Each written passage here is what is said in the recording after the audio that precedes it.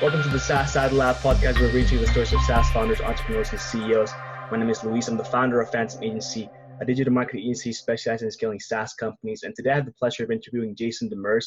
He is the founder and CEO of Email Analytics. First of all, thank you so much for being on here today. It's a pleasure having you. I know, people have a lot of things to do, a lot of meetings going on and stuff like that. So I appreciate your time. And to get started, why don't you just tell us a little bit more about yourself, your background, and how you got started with entrepreneurship?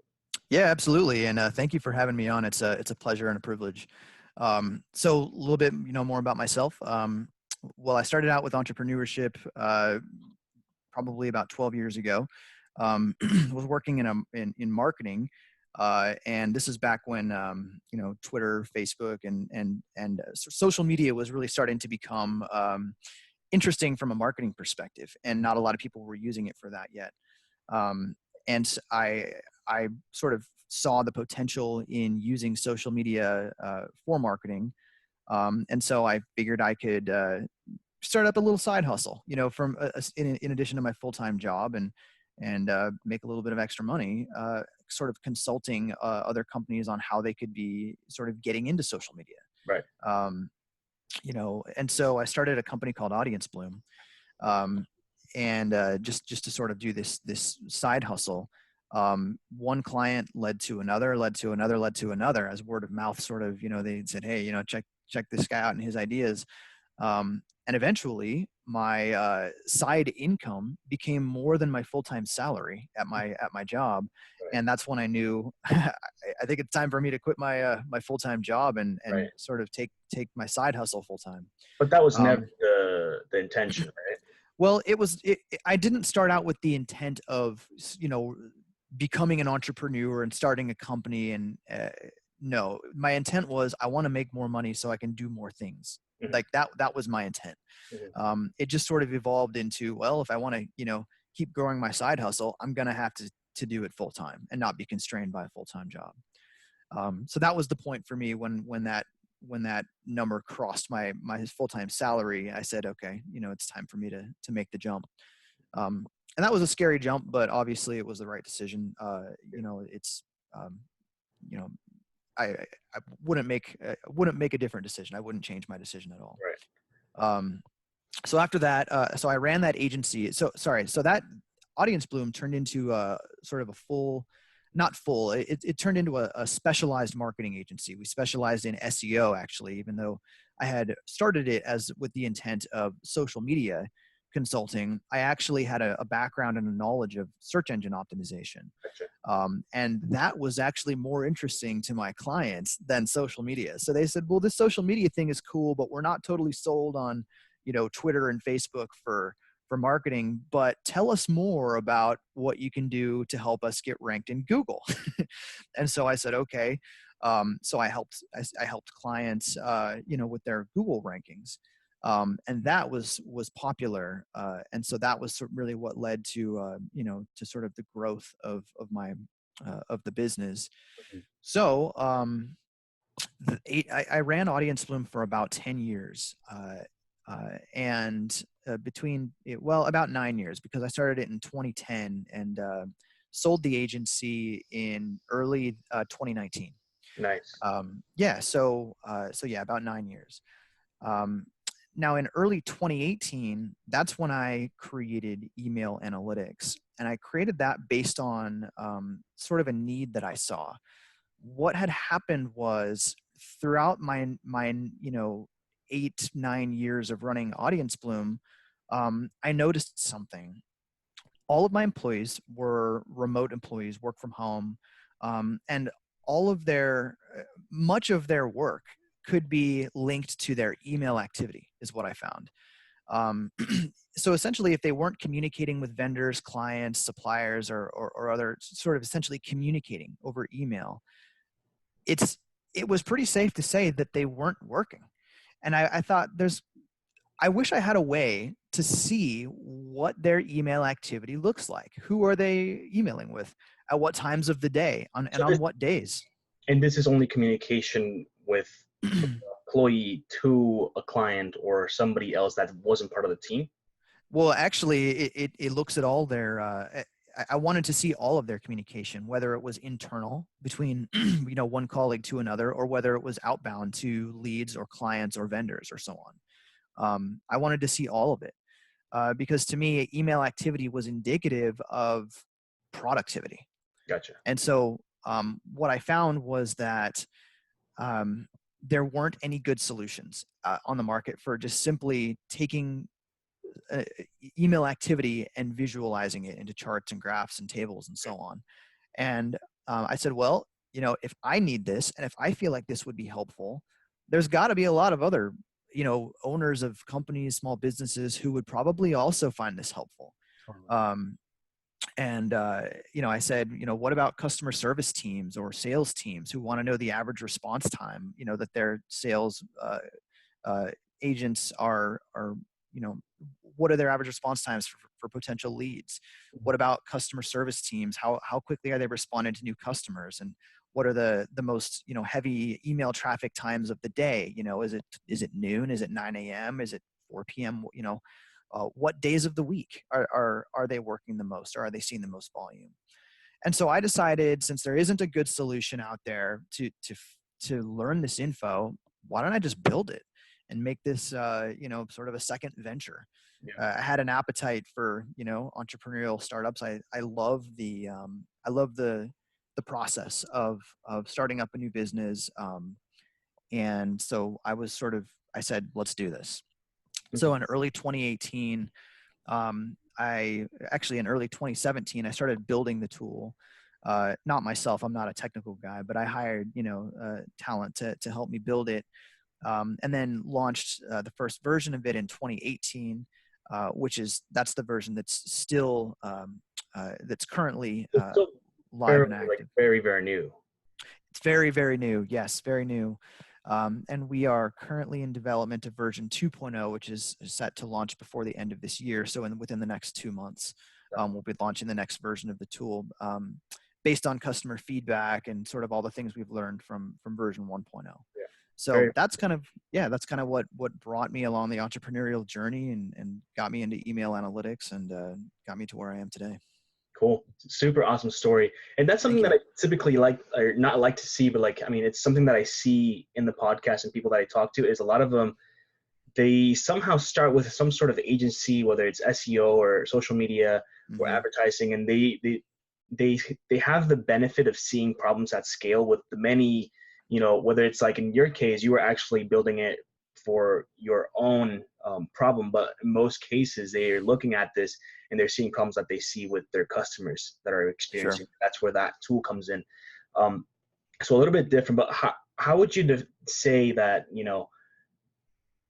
would you say that having the agency kind of helped this in a way that if you didn't have that prior business experience, you would have been able to do? Does that make sense? Yeah, absolutely. First of all, I wouldn't have realized that that there was a need for this kind of tool unless I had the agency and unless I had been running it the way I was. For instance, if all of my employees were in-house and we were all in the same office together and I could see them face to face and see whether they're working or whether they're watching cat videos on YouTube, then I don't think I would have seen a need for this kind of tool. But as the workforce becomes more and more remote and a lot more people are working from home, I think this is a problem that a lot of other people are, agency owners and teams are experiencing. And with no good solution out there, that's sort of how I saw that there was a need for this, for a solution to this problem. If that answers your question. Yeah. And another question that kind of came to my mind, right, is, first of all, is there a specific industry that you've noticed that comes in and is looking for this product, aside from maybe like agencies? Because what I'm thinking is nowadays you have a lot of different tools where if you're not communicating through email, it doesn't necessarily mean that you're not actually working or anything like that. Like, sure, you could be using Slack or WhatsApp or really a bunch of different tools. So is there a vertical that tends to maybe stick to emails more than others that is looking for a solution like this? Actually, not that I've observed. I'm seeing customers come in from it seems like just a random smattering of verticals all over the place. So I'm not seeing any particular verticals, no. But you're right, and that is a good point, that these days a lot more people are communicating, you know, via, you know, Slack, like you said, or WhatsApp, or really any number of other communication channels, you know, even phone calls. And so what email analytics captures is one piece of the whole communication, um, you know, network, Mhm. right? So, you know, to have a productivity tool that captured all communication throughout the day, would need to bring in Slack, phone call tracking, and email, Right. and, you know, whatever, and instant message and chat and so on. It would need to bring in all of that to get a true picture of communication productivity. Um, for now, we are focusing on email activity as sort of one indicator of productivity. And, you know, I think that business owners and team leaders will understand that this doesn't show 100% of my employees' productivity, but at least it shows a good chunk of it. And I Um, think like I kind of realized that there was a little bit of a flaw there too, right? Because mhm. essentially, like this could be, for example, for like salespeople. Salespeople aren't going to be communicating with prospects through Slack or WhatsApp or whatever. Like they're most likely going to be using it through email. So that kind of like makes sense in that case. Yeah, in my experience, my sales team would communicate the vast majority of their communication over email Totally. with prospects. And so I think that there are many sales teams where the majority of their communication is phone calls, or maybe even 50-50 emails, phone calls, right? But I if there are many firms out there, I'm sure, like mine, where the communication was vast majority email. And in that case, you can get a pretty good picture from email activity of what your sales team's days look like. Hmm. And sort of that's who I think is going to benefit most from email analytics, is, you know, Right. firms that are set up like that. Mhm. Now, to talk a little bit more about, the power of the tool and really like what kind of traction you've gained so far. I noticed on the website you have a couple of different features on there that talk, about you, like TNW or TNW, I think that's what it is, Inc., Entrepreneur, Forbes, and so on. How did you secure those? Yeah. You know, essentially, we have journalists from time to time that reach out when they find something cool, and we've also done a lot of outreach. I'm active on Haro, which is help a reporter out. Mhm. And so if you're familiar with that, so it's like, I think Heard it's about- helpareporterout.net or something. Yeah. That's a great tool though, because it connects you as a business owner with journalists who are out there. Mhm. And these journalists will, you know, they'll put out needs for sources for various stories, and as you respond to their queries, or, you know, to their sort of requests for sources, you can develop relationships with journalists to some degree.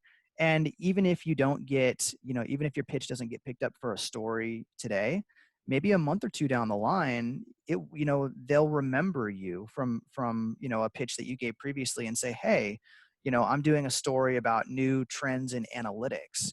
I remember you know, that you are the founder of an analytics firm. Can you talk to me a little about this? And then I say, sure. You know, so that's a fantastic way to get in the thought process, get it top of mind of reporters at these various publications. So that's how I do it.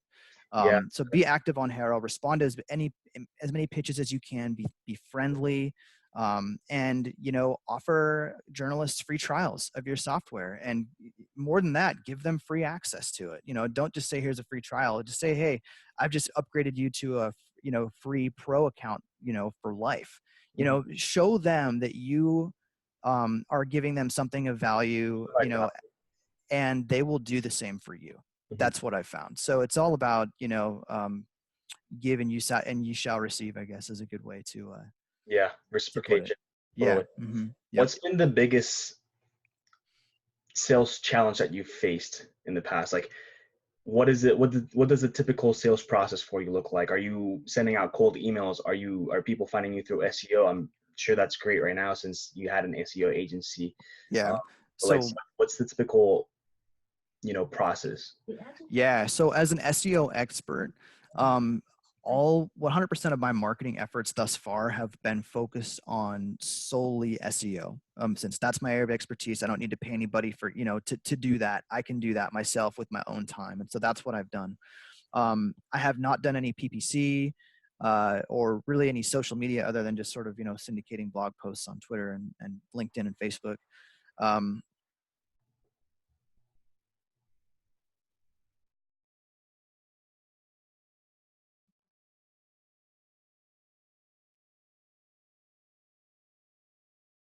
so far. Um, I do intend to do PPC and essentially other types of online marketing once we launch version 2.0. And like I said, that's coming up before the end of the year. So within a couple months or so, I'll be sort of ramping up that marketing plan. But for now, yep, just all SEO. Gotcha. You kind of cut off there for a second, but the last thing I heard was that you were going to be starting the PPC once 2.0 rolled out. I'm not sure if we missed a lot. Oh, sorry about that. Yeah. So, I did say that once 2.0 rolls out, we'll be starting up PPC, cold email outreach. Those will be the first two things that we do, and kind of go from there and see, kind of gauge the impact of those efforts. But Very, for very. now, it's all SEO. Yep. What's the most challenging thing about growing the business and scaling it and making sure that you have the right market fit? I'd say the most challenging thing is finding quality talent to support the business. So I didn't tell you this, but we're on probably the fourth iteration of email analytics. And even though we're on the fourth iteration of it, we're only on version 1.0. So what I mean by that is that I went through 3 other attempts to build this tool using various talent that failed, that were not good enough for me to qualify as launch worthy. And so you can imagine how much time and money I lost just trying to get this a version 1 of this tool out. So finding the right talent is critical, and it's going to save time, headache, and a lot of money. That's been the biggest challenge. Right now, we have a phenomenal team, and I'm really happy with the team now.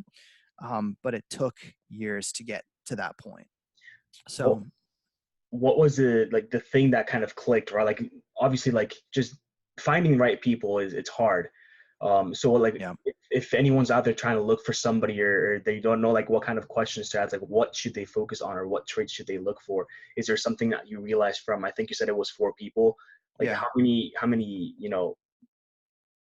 I guess like what's the difference? Like what changed that you kind of like it just clicked? Yeah. It's honestly hard to say, but I'll give it my best shot.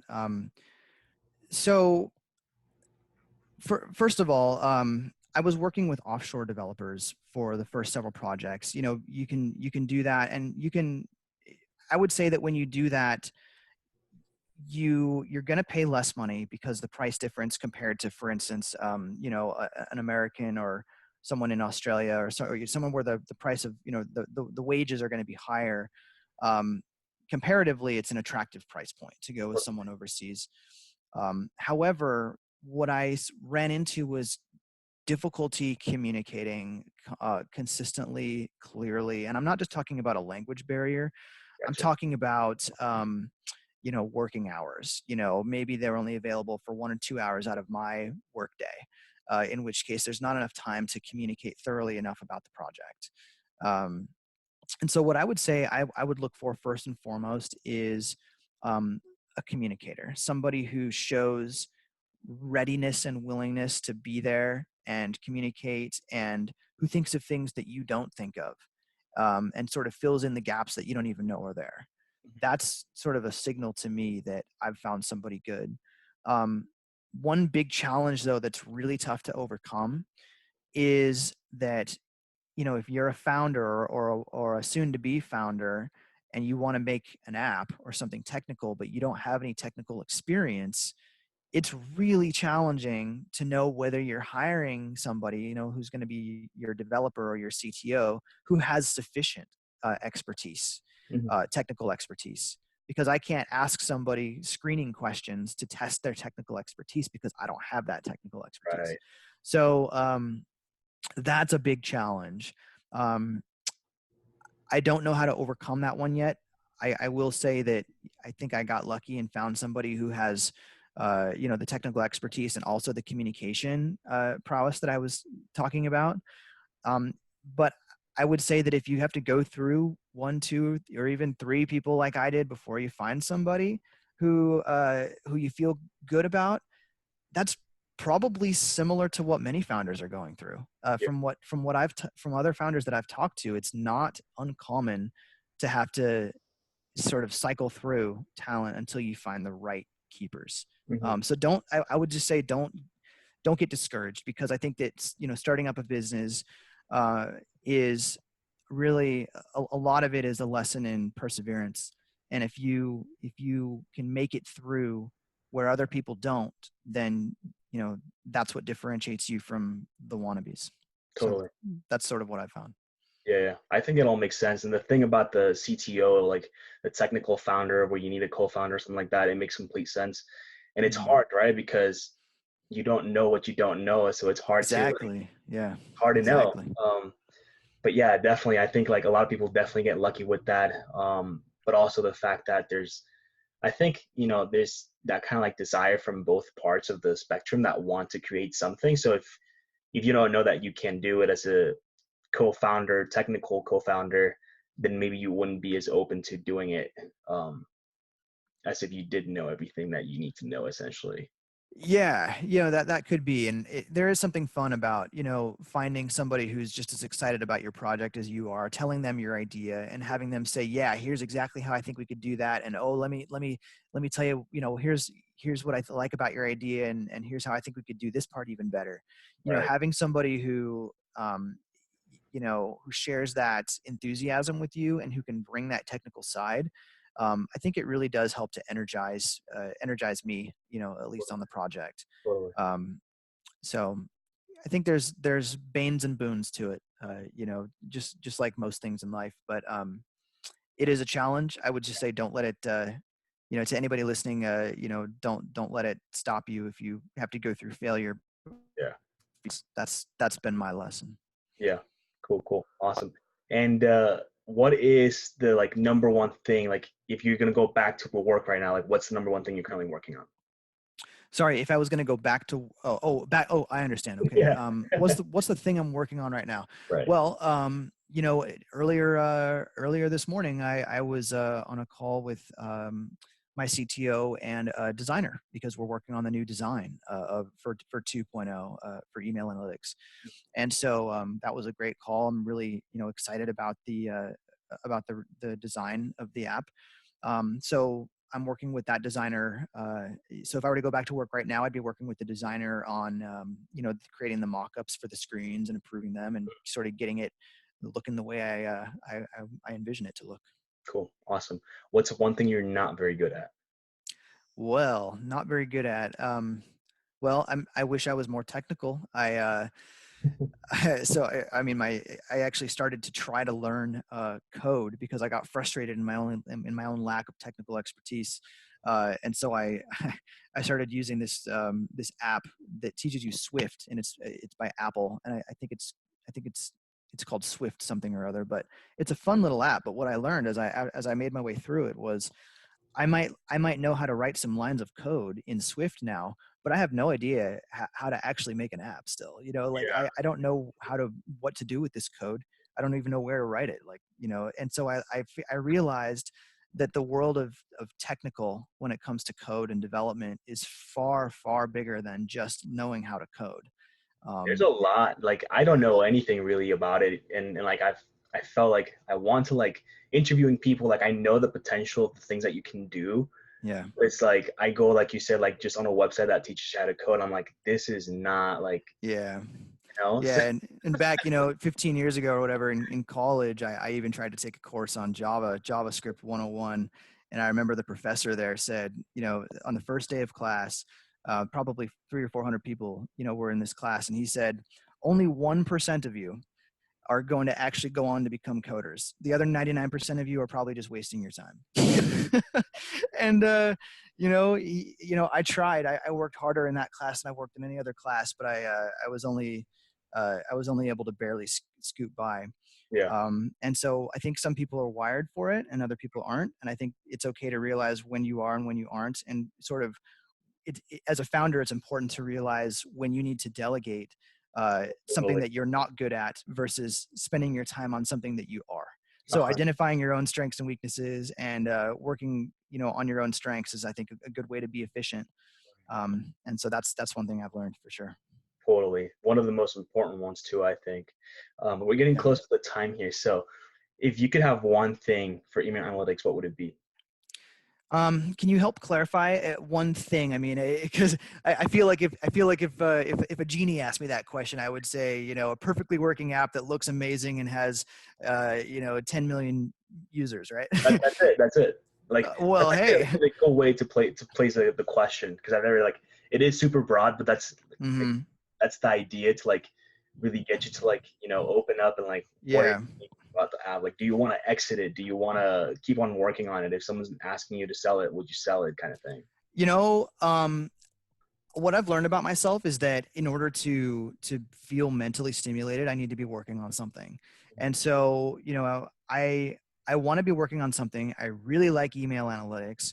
And so, I mean, unless I got some insane offer, I don't think I would sell it. I think I would, I mean, unless I had something else to work on right away. Right. For me, it's about the process of building something. I love that process. I love building, and I love the competition aspect of it.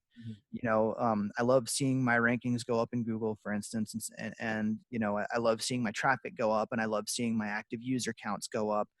Um, and I love talking with customers and hearing what they like and what they don't like about the app, Right. because it gives me opportunity to improve, Mhm. or to improve the app. And I want to constantly be getting better at something. And so whether it's email analytics or whether it's another project, I need to be doing something. And so for now, for me, that's email analytics. So, I'm totally happy with where I'm at with it. And my focus right now is on growth. Very cool. Very cool. Yeah. If you could go back to day one, knowing what you know now, what would you have changed? I would have, well, I would have found the right talent from the get-go and not wasted so much time and money on trying to essentially spinning my wheels on trying to get a Right. project started. I would have found, when it comes to that talent, I would have found somebody who can work uh, sort of very closely with me, communicate with me on a daily basis, and share enthusiasm and excitement for the project rather than feel like, um, an item in someone's funnel, Mhm. sort of move this client through the process. I want to be sort of have that co-founder feeling. That's what I would have found. Mhm. Um, that's what I would change. And finding someone who can be that for you is far more expensive than finding the agency who's outsourced or Yeah. overseas. But it's in my experience, it is well worth it. And that's what I would change is finding that right person. Really, it's a person who can be that co-founder, that technical co-founder from the get-go. Right. Totally. Very cool. Yep. And do you have any favorite books? Gosh, I don't read often. I mean, I read books from time to time, but they're really not business related. Okay. So I would have to say no, I don't. I don't have any favorite books to be frank with you. Okay. Um, yeah, I do a lot of reading, but not a lot of business stuff that would be relevant to the So conversation. For where can sure. people find you online? Well, people can find me. Obviously, the website is emailanalytics.com. You can find me on Twitter, Jayson DeMers. That's JaySon, so Jason with a Y. I'm also on LinkedIn and not too much on Facebook anymore these days, but yeah, Twitter, LinkedIn, and find me on the website. Cool, cool, Jason. And do you have any questions for me? Um, you know, I uh, I don't really have any questions that come to mind. I mean, I appreciate what you're doing, and I think you have an amazing podcast. I think it's super valuable for your listeners, and I feel privileged that you had me on to as a guest today. All right. Thank you so much, Jason.